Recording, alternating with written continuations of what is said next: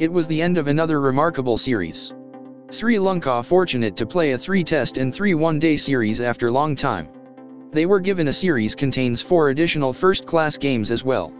Sri Lanka managed to win in one 4-day game. They managed to draw the remaining practice games and 3 tests, but lost the whole one-day series. Now let's see the records of one-day series. Kiwis managed to go past 200-run mark twice. Dunedin game they scored 272 for 6, which is the highest in the series. Also, in the Auckland game they scored 242 for 5. One notable fact is they manage wicket falling beyond the 6th wicket. With 128 runs with the bat, Andrew Jones managed to grab the number 1 position in batsman list. Only one other batsman able to go past 100 runs, that was Richard Reid with 116 runs. Kiwi skipper, Martin Crowe complete the series just 2 runs below 100 runs mark. Great batch, Wright, Rutherford, and Smith managed to keep their score above 50 runs. New Zealand medium pace attack dominates the series. Watson was the man leading from the front and he grabbed 6 wickets in the series with an average of 15.83. Pringle took 5 wickets. 2 seamers, Larson and Harris took 4 wickets each. Kiwi ace bowler, Danny Morrison got opportunity to bowl only 1 game and he went wicketless.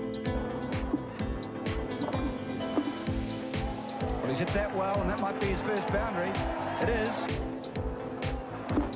Over the top he is. He's hit it well this time. There's Ken Rutherford. The net's racing all the way. Gurusinha's the bowler. Ken Rutherford's facing. More leg buys. Perhaps in fact an edge. Yes.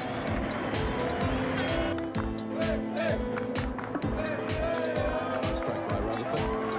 Aravind is out on the boundary. They come for the second. Good throw, but well run again. Yes, well done by Ken Rutherford. Good running by the 2 batsmen. And there's 50 for Ken Rutherford. The crowd here at Carisbrook are loving it. There's Rutherford sweep. And that's a nice strike. That's 4 runs.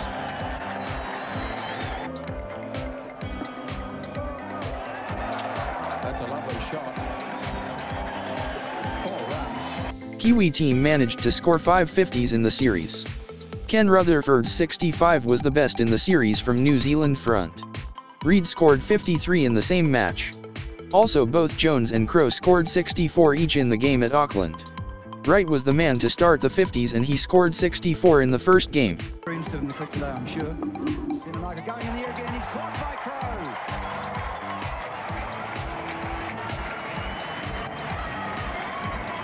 Too inconvenienced. Here he is gone.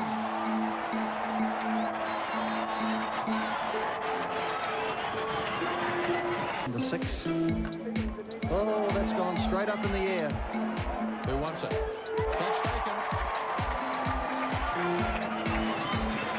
Watson's 3 for 39 was the best in the series.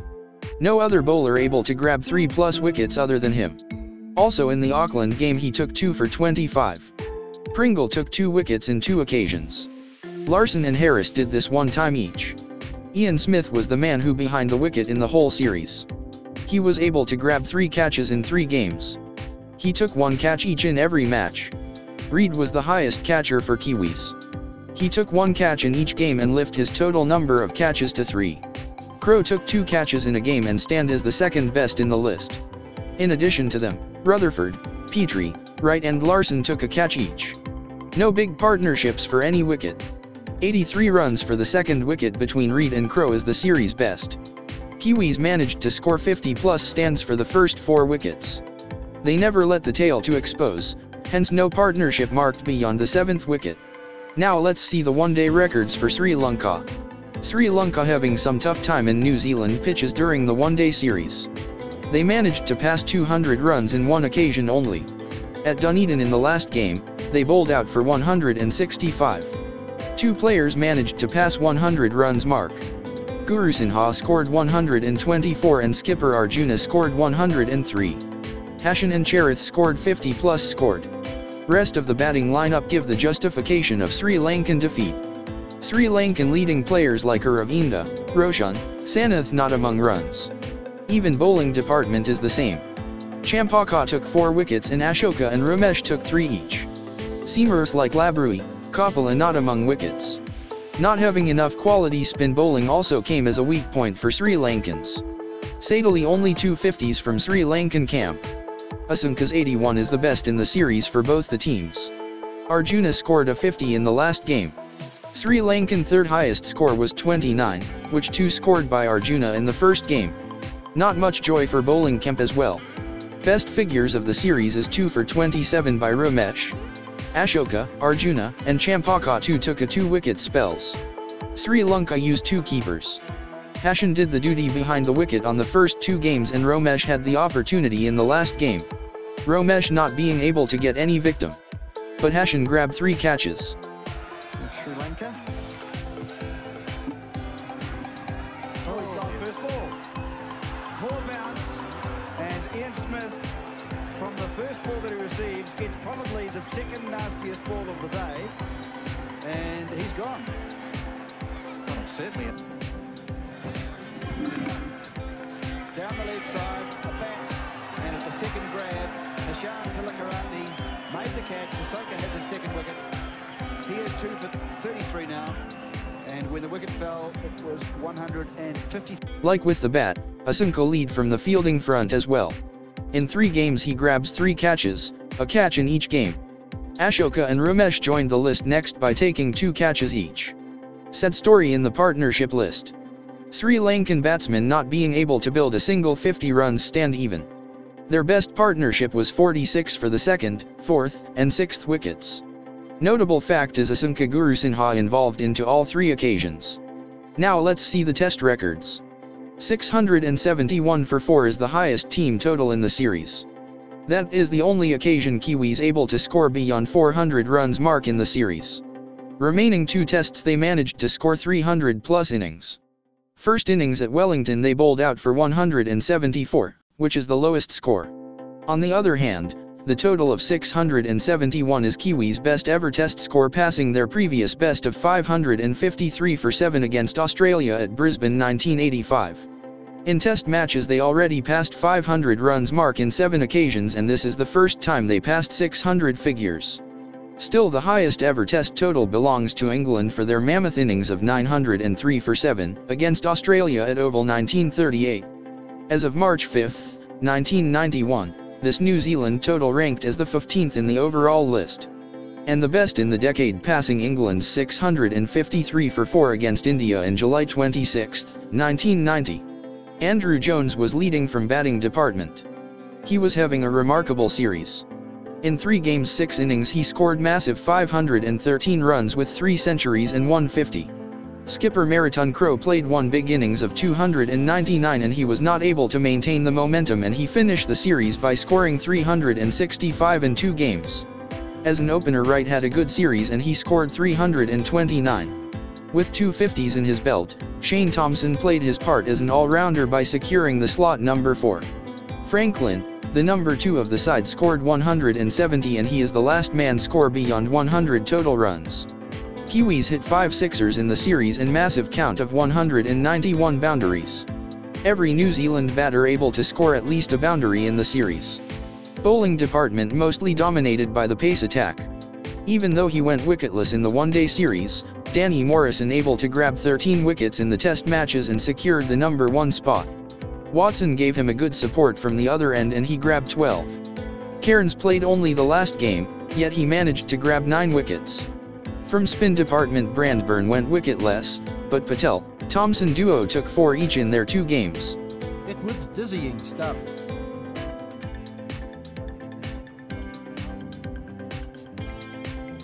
As luck would have it, some of the most glorious moments in New Zealand cricket came as a test was petering out to a draw, and all but a handful of Wellingtonians were at work. And while everyone thought the game was going nowhere, Crowe and Jones thought otherwise. Together they provided a banquet of records and must have left the Sri Lankans completely dispirited after 2.5 days in the field. More runs in an individual innings than any New Zealand Test batsman. Matron Crow's mammoth 299 is the top of the list. In addition to Crow's double-ton, Kiwis managed to score 4 centuries. Out of that, 3 belongs to Andrew Jones and 1 goes to John Wright. And another 7 50s scored by them. Top 2 50s go to Wright. Shane Thompson hit another 2 50s. Jones, Franklin, and Great Batch hit 1 each. With the innings of 299, Martin Crowe updates some records in the history books. This is the best score by any Kiwi batsman in the history of Test cricket. Previous record was belonging to Glenn Turner for his 259 runs innings against West Indies at Georgetown in 1972. Glenn secures his spot in this elite group by scoring 2 double hundreds. In addition to Crowe and Glenn, 3 other players scored double tons for Kiwis. They are Dowling, Sutcliffe, and Donnelly. Graham Dowling's 239 was the best score by a New Zealander in New Zealand till Crowe grabs the record under his name. They are the only players scored double ton in New Zealand. That leaves Andrew Jones to climb to the number 3 spot, overtaking John Wright's 185. Jeremy Coney was the 5th in the list. Still, Walter Hammond's 336 not out, listed as the highest and the only triple hundred in New Zealand soil. He played this innings in 1933. Before Crowe's innings happened, Javed Miandad was holding the number 2 position with mammoth 271 against New Zealand in 1989. Sri Lankan star, Aravinda, climbs to number 4 position in the same game with Crowe. West Indian batsman Nurse at the number 5 position. Altogether in Test cricket there were 1 triple hundred and 12 double hundreds scored in New Zealand soil. 2 double tons to Kiwis, a triple hundred and 2 double tons to England, 2 double ton each to Australia, Pakistan, and West Indies, 1 huge to South Africa and Sri Lanka. Test cricket. The bowler is Arjuna Ranatunga. He's caught! He's caught! Staggering! Martin Crowe has edged it to the keeper, and Martin Crowe is out for 299. Oh, what staggering disappointment for Martin Crowe.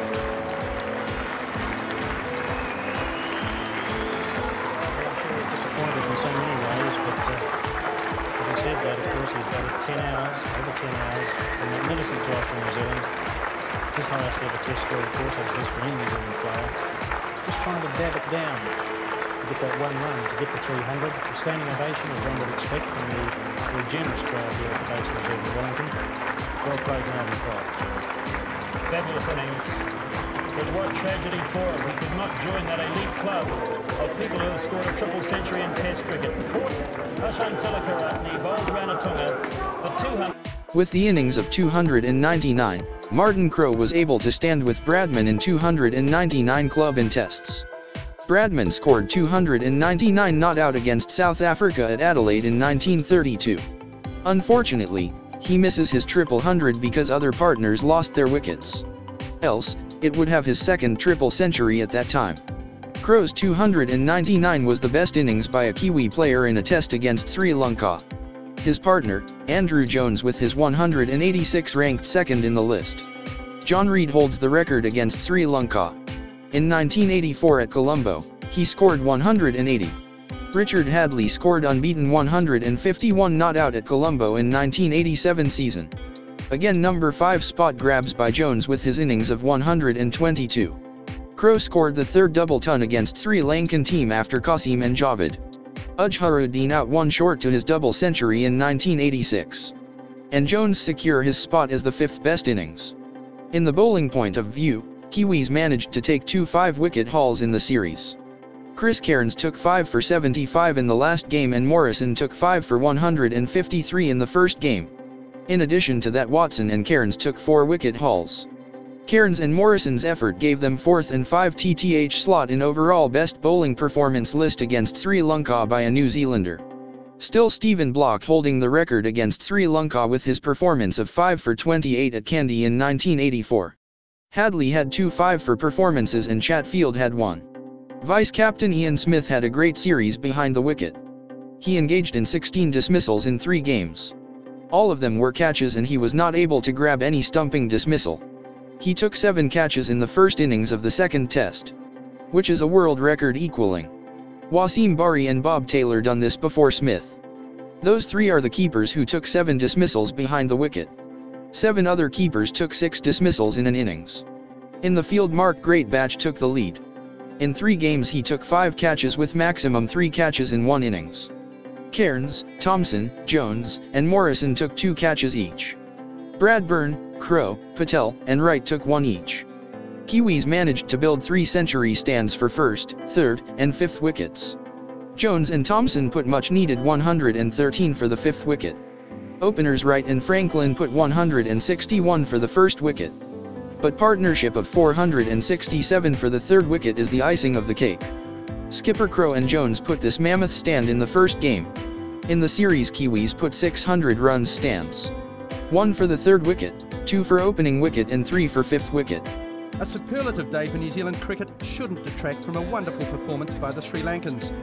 Only a couple of days ago they were contemplating their first ever Test victory away from home. It was until Crowe and Jones came centre stage. Richard Beck, One Network News. Crowe and Jones made history by putting best ever score for any wicket in the history of the game. This is the 7th 400-plus score in Test cricket. With help of Bradman, Australia done this twice, and other teams, England, India, Pakistan, West Indies, and New Zealand did this 1 time each now. Myandad and Mudassar hold the world record partnership for the 3rd wicket previously. They placed that record against India at Hyderabad in the year 1983.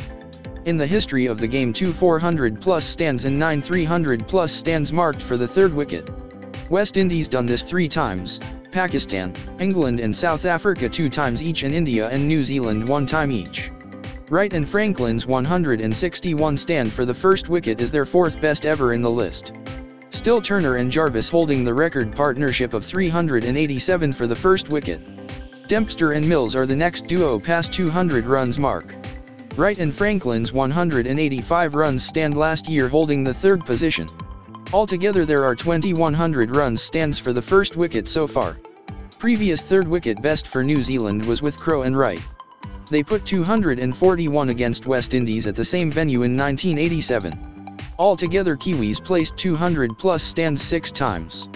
Out of that, Martin Crowe involves in 5 occasions. 387 stand for the 1st wicket was the previous best ever stand for New Zealand before Crowe and Jones breaks it. No other 300-plus scores set up other than those 2 occasions. New Zealand managed to put 10 more 200 runs stands for 1st, 2nd, 3rd, 4th, and 6th wickets.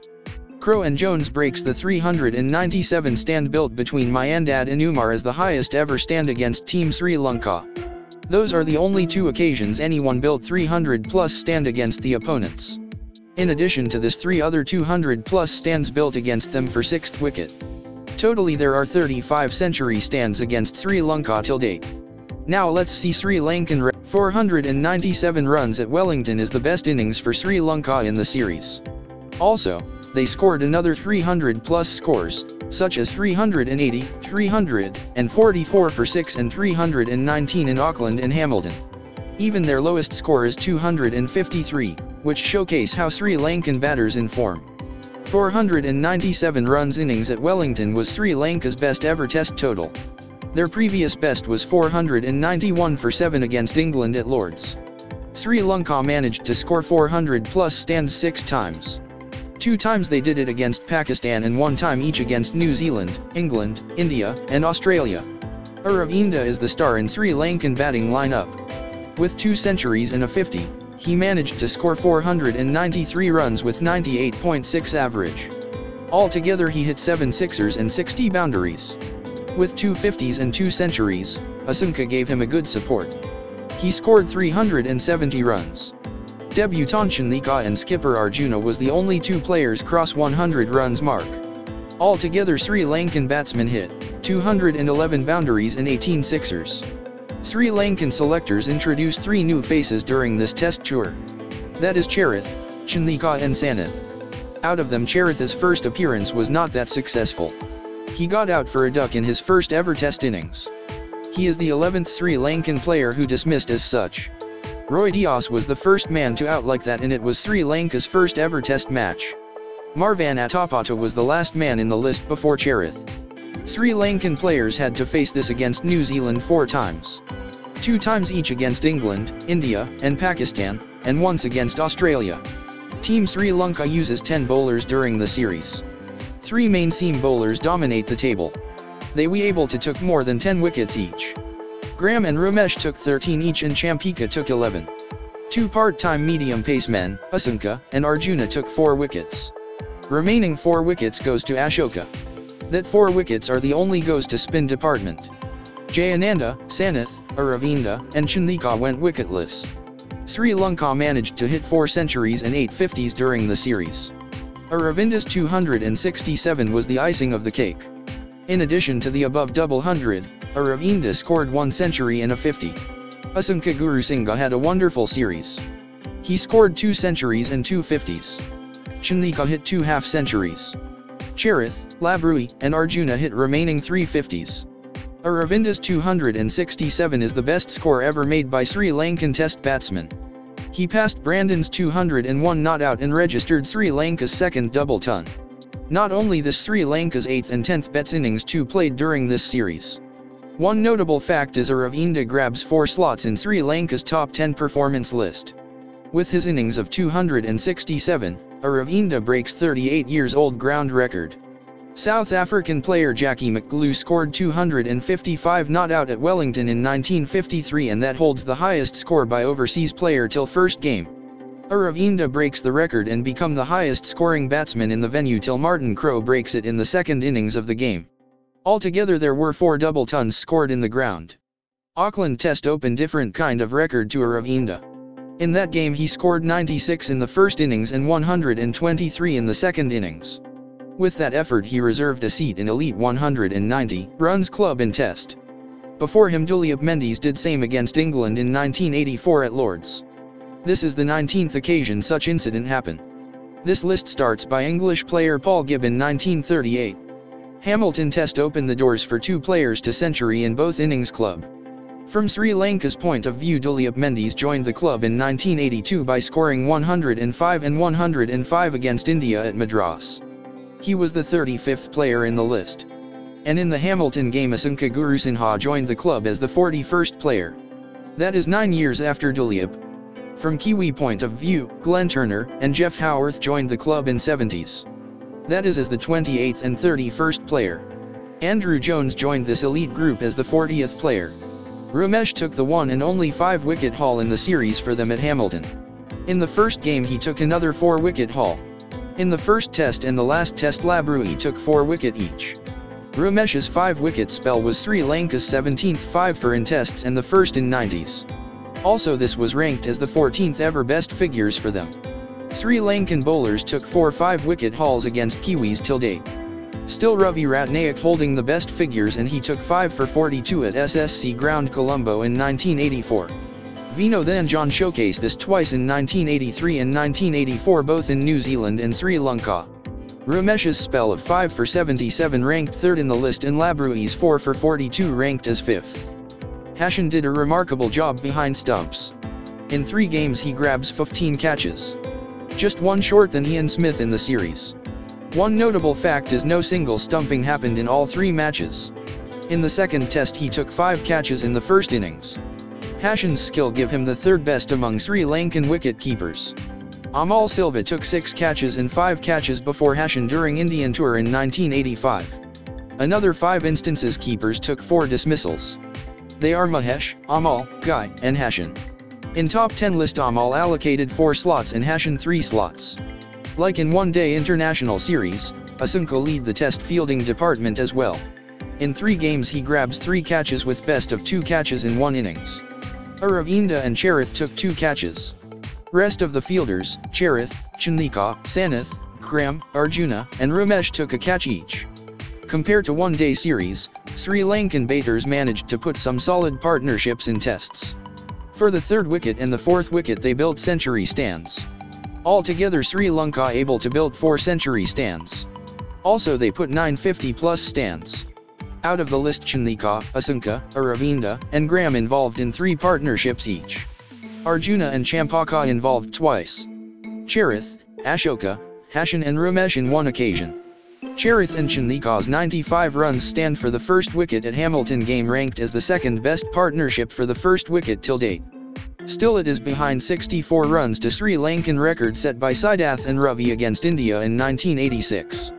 Sri Lanka placed 50-plus stands 6 times for the 1st wicket since their first game. Siddharth Wedamuni involves to majority of them. Sri Lanka able to update the third and fourth best performances for their third wicket during the series. Aravinda involves in both the occasions. He played 145 runs in Auckland game with Champaka and played 143 runs in Wellington game with Asanka. Sidath and Roy still holding the Sri Lankan record by scoring unbeaten 159 against New Zealand at Colombo, 1984. Sri Lanka managed to score 8 century stands and 8 50 stands for the third wicket till today, and majority of them with Roy Dias, that is 10 occasions.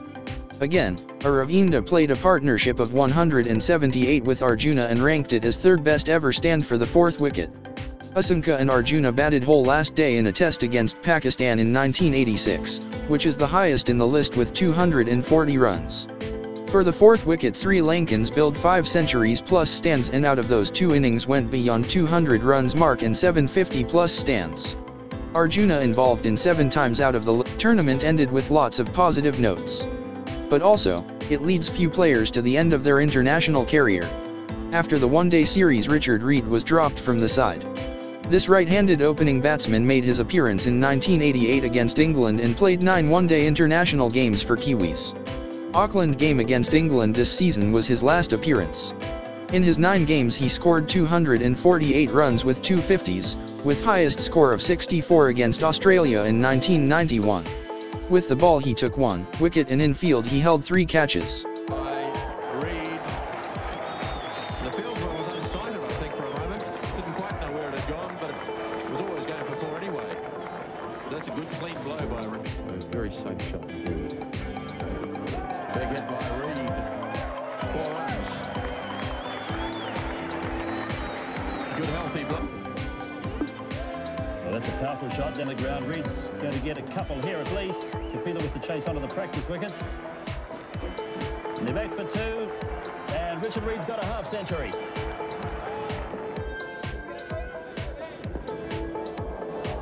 And that's out. Caught by Kapila. Richard Reid is gone for 53 and New Zealand 110 for 2. Also, this season ends the career of right-arm fast-medium bowler Richard Petrie. Unfortunately, he had a very short career in international arena, which lasts only 72 days. He made his appearance in November 29, 1990 against Australia at Sydney, and he played his last game against England at Christchurch on February 9, 1991. He played 12 games during this time frame, scored 65 runs and grabs 2 catches. With the ball he took 12 wickets with an average of 37.41. 2 for 25 against England was his best performance. Even from Sri Lankan side there was a 1 termination.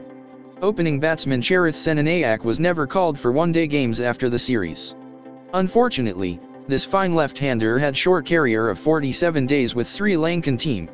He made his debut against Pakistan at Sharjah on December 21, 1990 and marked his last appearance against New Zealand on February 6, 1991. Charith played 7 games during this period and scored 126 runs. He never got an opportunity to score beyond 27 runs in a game. 27 against India was his highest, and another 3 occasions he managed to get past 20 runs mark. He never tried his bowling skills in the pitch and in the field. He took 2 catches. He mostly made some good partnerships with his opening partner Hashan Thilakarathne for the first wicket. 51 runs stand against India in 1990 is the best among the list. Third one-day international marks as his last game. Senanaika gets the first runs off the bat.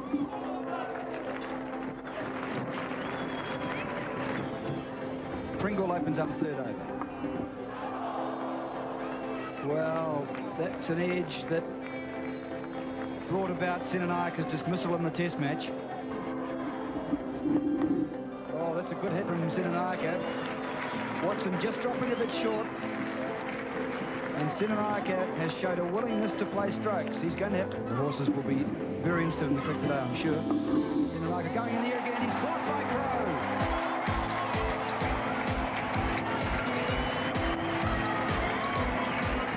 Senanaika looking to drive a ball that wasn't really quite there, and he hit it into the covers reasonably firmly, but in the air and straight to Martin Crowe. Round the wicket, Wille Watson, and going for the drive, but in the air, straight to Crowe, who made no mistake. 15 for 1, Sri Lanka. Not only in one-day arena, some goodbyes happened in tests as well. Kiwi opener Trevor Franklin played his last game in the series. This right-hand opening batsman played his first game in 1983 against England. Until today he played 21 games and scored 828 runs with a century and 4 50s. His one and only century scored against England at Lord's in 1990. And he built 5 century stands to the first wicket with John Wright. He never bowled in a test match but taken catches 8 times.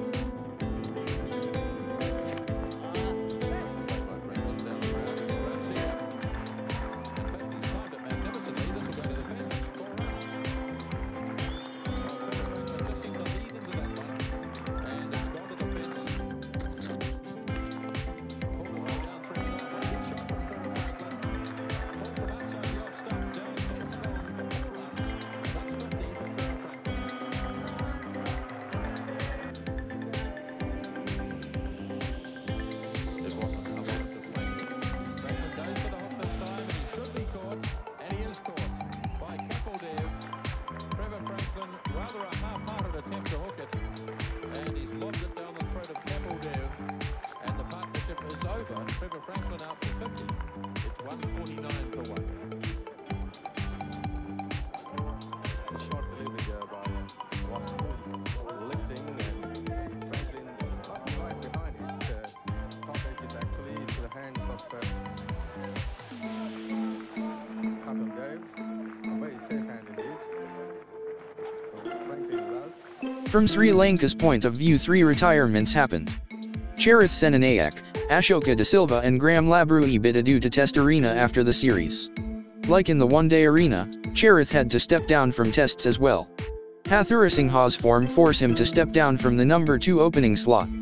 Selectors decided to go with Roshan Mahanama after this series as their number 1 batsman. Having said that, Charith played only 3 games and scored 97 runs. 64 runs in the Hamilton game was his one and only Test 50. He managed to grab 2 catches and not being able to deliver a single over. Ashoka De Silva made his Test debut against India in Colombo S.C. at 1985. This leg break bowler played 10 tests for Sri Lanka and took 8 wickets with the best figures of 2 for 67 against New Zealand in this series. He took 4 catches in the field and with bat scored 185 test runs, including a 50 against Australia at Hobart in 1989. In that innings he built much needed 124 runs for the 7th wicket with Ravi Ratnayak in Sri Lanka's 2nd innings. In this series he put up 87 runs for the 5th wicket with a Ravinda. As a whole, Ashoka had a good one-day international career than in tests. That is the reason for his short span in Test arena. Graham Labrui's drop was a really unfortunate for Sri Lankan cricket future. At this time, he is playing as Sri Lanka's ace fast bowler. He made his Test appearance against India at Kanpur in 1986. Till his last game he was able to play only 9 tests. In this span he picked up 27 wickets. He took 5 wickets haul, and that was 5 for 133 against Australia in 1989. 3 times he took 4 wickets in an innings. His highest score and only 50 of was 70 not out in this series. Labrui involved in 250 plus stands as well. In field he took 3 catches. If he was given enough opportunities, he could have become a great asset in Sri Lankan Hall of Fame. But as a nation, Sri Lanka was given less test matches this period. Even in his last match he took 7 wickets in both innings. Unfortunately, he was one unlucky player in Sri Lanka. Having a change of bowling at the pavilion. Labrui coming back on. And really I suppose he's the steadiest of the Sri Lankan bowlers.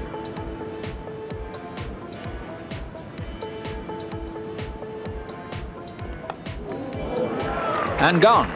First ball, so success there for Sri Lanka. Barnett it is, caught by Ranatunga, bowled by Labrui. He's out for 66.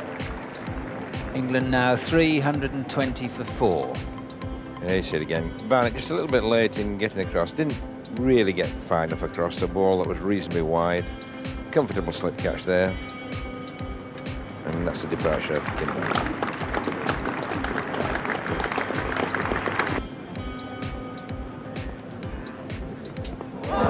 Good slower ball. That's very well bowled by Labrui.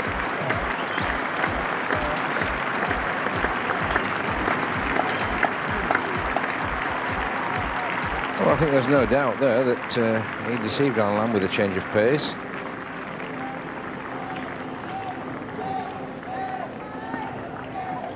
Yes, you could see the bat came through before the ball arrived.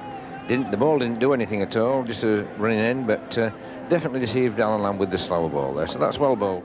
That concludes the series. Test series ended up with a draw. This is the first instance Sri Lankan team drew an overseas series. But Arjuna lost his captaincy after the series. Some said it was due to some cold clash between him and the management during the series, and some said Ravinda outnumbered him. Sri Lankans seem slowly settling in the Test pitch. Still, it is not even a decade after earning the Test status. Let's see how the Lions roar under new captaincy in our upcoming series.